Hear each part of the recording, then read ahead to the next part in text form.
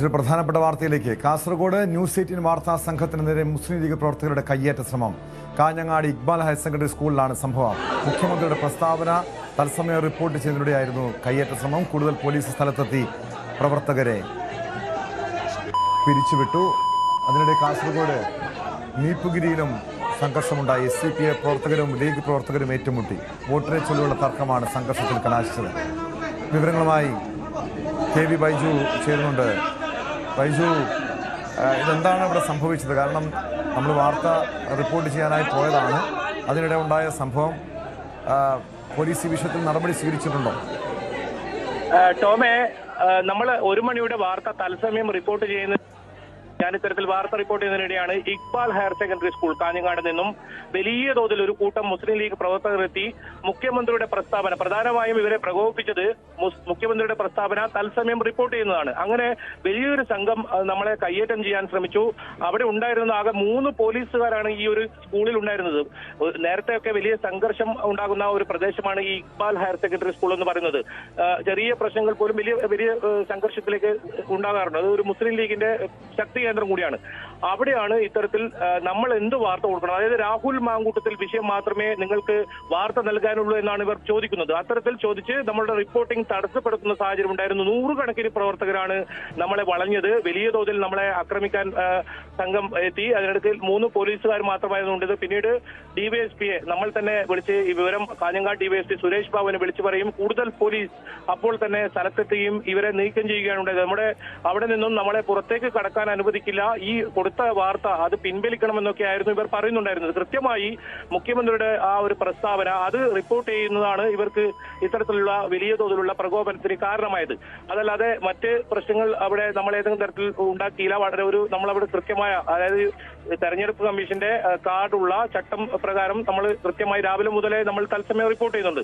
അങ്ങനെ ഒരു റിപ്പോർട്ടിനിടയിലാണ് വലിയ തോതിൽ ലീഗ് പ്രവർത്തകർ ഇത് തങ്ങളുടെ കോട്ടയാണെന്നാണ് അവർ അവകാശപ്പെട്ടത്. ഇത്തരം കോട്ടകളിൽ വന്ന് നിങ്ങൾ എങ്ങനെയാണ് ഈ ഇത്തരം വാർത്തകൾ റിപ്പോർട്ട് ചെയ്യുക എന്നൊക്കെ അവർ ചോദിക്കുന്നുണ്ടായിരുന്നു. ആ വാർത്ത പിൻവലിക്കണമെന്ന് വരെ അവർ ആവശ്യപ്പെടുന്നുണ്ടായിരുന്നു. പിന്നീട് പോലീസ് എത്തി വളരെ പണിപ്പെട്ടാണ് നമ്മളെ അവിടെ നിന്നും പറഞ്ഞത്. അല്പസമയം മുമ്പാണ് നമ്മൾ ആ സ്ഥലത്ത് നിന്നും ഇപ്പോൾ സുരക്ഷിതമായ ഒരു സ്ഥലത്തേക്ക് എത്തിയത്. വലിയ തോതിൽ മുസ്ലിം ലീഗ് പ്രവർത്തകർ തടിച്ചുകൂടി അസഭ്യം പറയുന്നതും ഉണ്ടായിരുന്നു. നമ്മളെ വീഡിയോ ഷൂട്ട് ചെയ്യാനും സംബന്ധിച്ച് ഒരു മാധ്യമ പ്രവർത്തകർക്ക് നിന്നുള്ള കയ്യേറ്റം ഒരു കാരണവശാലും അംഗീകരിക്കാൻ കഴിയില്ല. പ്രത്യേകിച്ച് ഒരു വാർത്ത റിപ്പോർട്ട് ചെയ്യുന്നതിനിടെ, നമ്മുടെ ജോലി ചെയ്യുന്നതിനിടെ നടത്തിയ ആക്രമണം, ഈ മുസ്ലിം ലീഗിന്റെ അതാരൊക്കെയാണ് ആക്രമണം നടത്തിയതെന്ന് ബൈജു തിരിച്ചറിഞ്ഞിട്ടുണ്ടോ? ബൈജുവിന് മനസ്സിലാക്കാൻ കഴിഞ്ഞിട്ടുണ്ടോ? ഇവർക്കെതിരെ നടപടി സ്വീകരിക്കേണ്ടതാണ്. പോലീസ് എന്ത് നടപടിയാണ് സ്വീകരിച്ചത്? എന്ത് കേസ് ഇവർക്കെതിരെ കേസെടുക്കാൻ പോലീസ് തയ്യാറായിട്ടുണ്ടോ ബൈജു? ടോമെ, ഇതിൽ കുറച്ച് ആൾക്കാരൊക്കെ നമുക്ക് അറിയുന്ന ആൾക്കാർ തന്നെയാണ്. അവർ തന്നെയാണ് നമ്മോട് ഇത്തരത്തിൽ വലിയ തോതിൽ മോശമായി പെരുമാറിയത്. അതിൽ അസഭ്യം പറയുന്നതൊക്കെ നമുക്ക് അതിൽ കേൾക്കാം. ഇത് വീഡിയോ മറ്റു ചില ആൾക്കാർ, അവിടെ ഉണ്ടായിരുന്ന ആൾക്കാർ ചിത്രീകരിച്ചാണ് നമ്മൾക്ക് ആ വീഡിയോ നൽകിയത്. കാരണം നമ്മുടെ മൊബൈൽ, ഇത് ഷൂട്ട് ചെയ്യാൻ പോലും, നമ്മളെ ചിത്രീകരിക്കാൻ പോലും അവർ അനുവദിക്കുന്നുണ്ടായിരുന്നില്ല. ഒരുപാട് വലിയ തോതിലുള്ള ഒരു സംഘർഷാവസ്ഥ, ഒരു അരമണിക്കൂറോളം നേരം വലിയ സംഘർഷാവസ്ഥയായിരുന്നു അവിടെ ഉണ്ടായിരുന്നത് നമ്മളെ ഈ വാർത്താ റിപ്പോർട്ടിങ്ങിനെ ചൊല്ലി. കൂടെ ഒരു കേരള വിഷന്റെ റിപ്പോർട്ടർ കൂടി അവിടെ ഉണ്ടായിരുന്നു. അയാൾക്ക് നേരെയും ഇത്തരത്തിൽ വലിയ തോതിൽ ആക്രോശിച്ച് അവിടെ ഉണ്ടായിരുന്ന ഒരു സ്ഥാനാർത്ഥി, ആ ഒരു വാർഡിൽ മത്സരിക്കുന്ന സ്ഥാനാർത്ഥിയുടെ പേരറിയില്ല, ആമിന അങ്ങനെ എന്തോ ആണ്, അവർ പോലും വളരെ മോശമായ രീതിയിലായിരുന്നു പെരുമാറുന്നുണ്ടായത്. അത്തരത്തിൽ വലിയ തോതിൽ നമ്മളെ അവിടെ നിന്നും ആക്രമിക്കുമെന്നാണ് പറയുന്നത്. അവിടെ നിന്നും പുറത്തു പോകാൻ നിങ്ങളെ സമ്മതിക്കില്ല, നിങ്ങൾ എങ്ങനെയാണ് ഇവിടെ നിന്നും ഈ കോട്ടയിൽ നിന്നും പുറത്തു പോകുക എന്ന ഒരു ചോദിക്കുന്ന സാഹചര്യം പോലും ഉണ്ടായിരുന്നു. പിന്നീട് ഈ വിവരം അപ്പോൾ തന്നെ തെരഞ്ഞെടുപ്പ് ഉദ്യോഗസ്ഥർ പോസ്റ്റർ പോലീസിനെ അറിയിച്ചതുകൊണ്ട്, കൂടുതൽ പോലീസ് എത്തിയതുകൊണ്ട് മാത്രമാണ് അവിടെ നിന്നും നമുക്ക് സുരക്ഷിതമായി വരാൻ കഴിഞ്ഞത്. നമ്മുടെ വാഹനത്തിന് നേരെയും ആക്രമിക്കാനുള്ള ഒരു ശ്രമം ഉണ്ടായിരുന്നു. ഇത് ഇടപെട്ട് നിയന്ത്രിക്കാൻ ഏതെങ്കിലും തരത്തിലുള്ള മുതിർന്ന പാർട്ടി പ്രവർത്തകരൊന്നും ഉണ്ടായിരുന്നില്ല. ഇതൊരു കൂട്ടം അവിടെയുള്ള പ്രാദേശികമായ ആളുകളാണ് ഇത്തരത്തിൽ വലിയ തോതിൽ അസഭ്യം പറയുകയും മറ്റും ചെയ്തത്. നമുക്ക് വീഡിയോ ചിത്രീകരിക്കാൻ സാധിച്ചില്ല. നമ്മുടെ വീഡിയോ ചിത്രീകരണം തടഞ്ഞു. അത് മാത്രമല്ല, നമ്മൾ കൊടുത്ത വാർത്ത പിൻവലിക്കണമെന്നാണ് അവർ ആവശ്യപ്പെട്ടത്. 1 മണിക്ക് നമ്മൾ കൃത്യമായി കണ്ണൂർ, കാസർഗോഡ് ജില്ലകളിലെ തെരഞ്ഞെടുപ്പുമായി ബന്ധപ്പെട്ട ഉണ്ടായ സംഘർഷങ്ങൾ കാര്യങ്ങൾ, അതോടൊപ്പം കണ്ണൂരിലുണ്ടായ സ്ഥിതിഗതികൾ, അത്തരം കാര്യങ്ങൾ, പ്രസ്താവനകൾ, അത് KPCC പ്രസിഡന്റ് പ്രസ്താവന ഉൾപ്പെടെ നമ്മൾ റിപ്പോർട്ട് ചെയ്യുന്നുണ്ടായിരുന്നു. പക്ഷേ രാഹുൽ മാങ്കൂട്ടത്തിലിനെ വിഷയം മാത്രമേ നിങ്ങൾക്ക് സംസാരിക്കാനുള്ളൂ എന്നാണ് ഇപ്പോൾ ഈ മുസ്ലിം ലീഗ് പ്രവർത്തകർ നമ്മോട് ചോദിച്ചത്. അത്തരത്തിൽ വലിയ തോതിൽ അവ ആക്രോശിച്ചെത്തുകയും നമ്മൾക്കെതിരെ വലിയ തോതിൽ വാഹനം ഉൾപ്പെടെ തകർക്കുമെന്ന രീതിയിൽ ഇവിടെ നിന്നും പുറത്തെങ്ങനെയാണ് നിങ്ങൾക്ക് കടക്കാൻ സാധിക്കുക, നമ്മുടെ കോട്ടയാണ് ഇതെന്നാണ് അവർ പറയുന്നത്. സ്ഥിരമായി മുസ്ലിം ലീഗ് ജയിക്കുന്ന ഒരു സ്ഥലമാണ്. ഏതെങ്കിലും തരത്തിൽ ഏതെങ്കിലും പാർട്ടിയെ താഴ്ത്തി പറയുകയോ അല്ലെങ്കിൽ ആർക്കും അനുകൂലമായോ ഒന്നും അല്ല റിപ്പോർട്ട് ചെയ്യുന്നുണ്ടായത്. കൃത്യമായ ഇന്ന് നടന്ന സംഭവ വികാസങ്ങൾ, ഇന്ന് UDF-നെ പ്രതിരോധത്തിലാക്കിയ LDF, അതായത് മുഖ്യമന്ത്രിയുടെ പ്രസ്താവന, അതൊക്കെ ആയിരിക്കാം ഒരുപക്ഷെ ഇവരെ ചൊടിപ്പിച്ചത്. അത് നമ്മൾ റിപ്പോർട്ട് ചെയ്യരുത്, അതാണ് ഇവരുടെ പ്രധാനപ്പെട്ട ആവശ്യം. അങ്ങനെ പറഞ്ഞൊരു വലിയ കൂട്ടം, ഒരുപക്ഷെ ചെറിയ കുട്ടികൾ വരെ നമ്മളെ ഇത്തരത്തിൽ ആക്രമിക്കാൻ എത്തിയ സംഘത്തിലുണ്ടായിരുന്നു. വോട്ടില്ലാത്ത കുട്ടികൾ വരെ പ്രദേശത്തായിരുന്നു. മനഃപൂർവ്വം അവിടെ ഒരു സംഘർഷം ഉണ്ടാക്കാനുള്ള ഒരു ശ്രമമാണോ എന്നറിയില്ല. തിരിച്ചു വരാം. എന്താണ് യഥാർത്ഥത്തിൽ അവിടെ സംഭവിച്ചതെന്ന് ഒരിക്കൽ കൂടി പരിശോധിക്കാം ആ ദൃശ്യങ്ങളിലേക്ക്.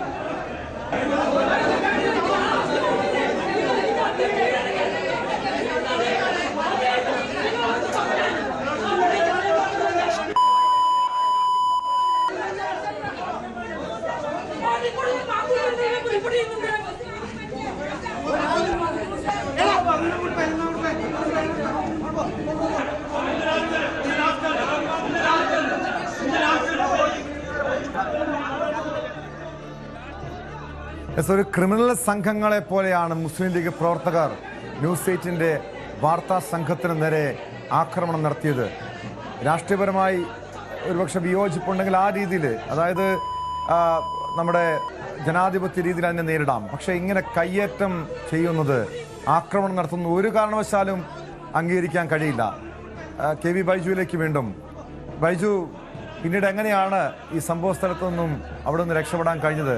വലിയ രീതിയിലുള്ളൊരു ഭീകരാന്തരീക്ഷം സൃഷ്ടിക്കുന്നു, ഒരാൾക്കൂട്ടം സംഘം ചേർന്ന് ആക്രമിക്കാൻ വരുന്നു, അസഭ്യവർഷം നടത്തുന്നു. ഇത് പിന്നീട് ആരെങ്കിലും ഇടപെട്ടോ? മുസ്ലിം ലീഗിന്റെ അവിടുത്തെ നേതൃത്വമെങ്കിലും ഈ വിഷയത്തിൽ ഇടപെട്ടിരുന്നോ? എങ്ങനെയാണ് അവിടെ നിന്നും മാറാൻ കഴിഞ്ഞത്?